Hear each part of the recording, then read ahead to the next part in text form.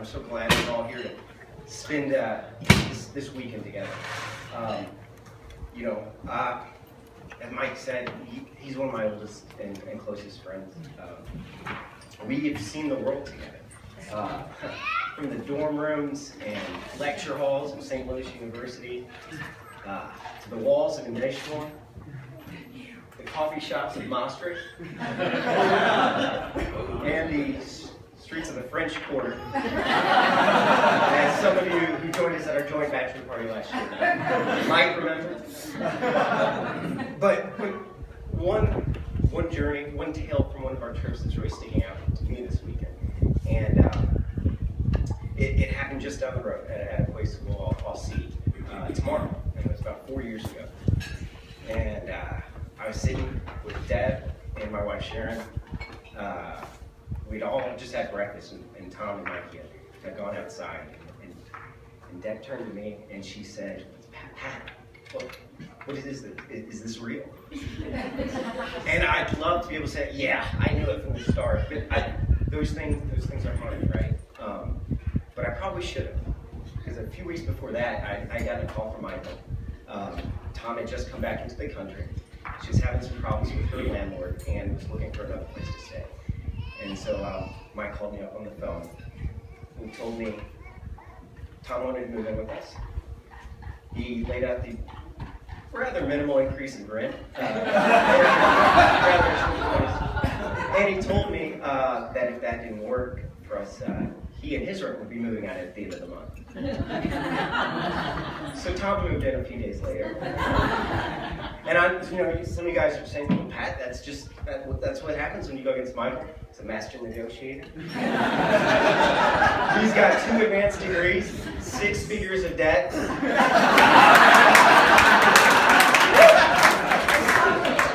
One amazing mind. And to those of you who say that, I say, maybe. But you don't know Michael like I do. You don't know his keen eye for talent and groomsmen.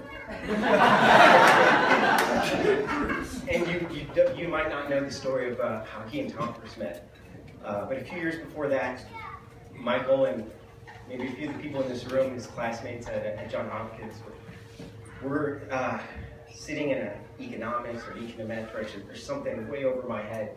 And they had just gotten the test results back, and they had all missed one specific problem. And so Mikey decided to put those 2 advanced degrees, 6 figures of debt, and amazing mind to work. And he worked on this teacher, this doctor of economics at Johns Hopkins School of Advanced International Service. And before long, he had capitulated and agreed to give everyone partial credit. That is, until someone raised their hand and said, "Actually, let me explain it for you." And so Darwin marched to the board, wrote out the solution on it. The teacher looks at it. "Yeah, that's it." And the partial credit went away forever.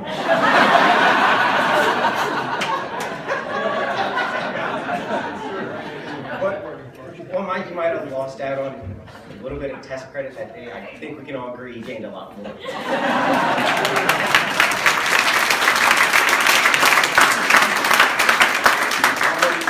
An amazing woman from across the globe.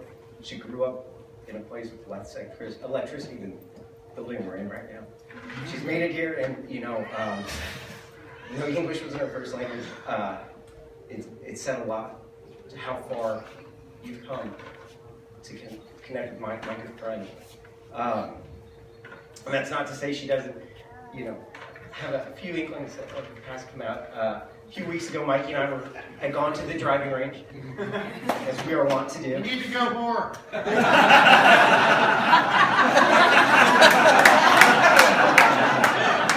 We had a few beers, as we were wont to do, and we wanted to keep the party going, as we were also wont to do.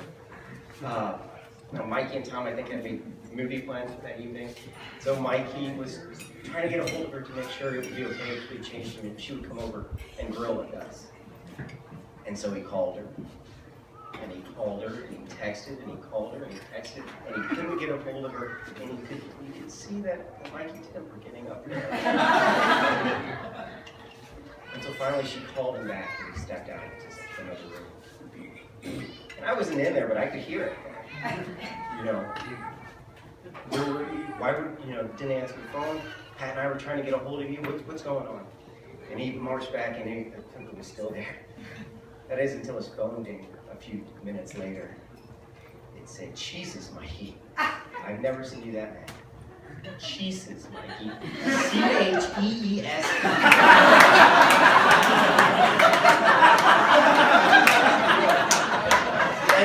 And Mikey, I have a serious problem with dairy products today. But in an instant, his anger had gone away, and a smile came back to his face. And it was because of her, and it was because his amazing mind had met its match. And it wasn't because of an apology or things had gone away to get better. It was because of who she is and what she means to him. And I think that's all anybody's looking for in a pair of life. So, thank you all for coming out tonight. Please raise your glass and join me in toasting this amazing place, this fantastic place, this great couple, the Hatleys.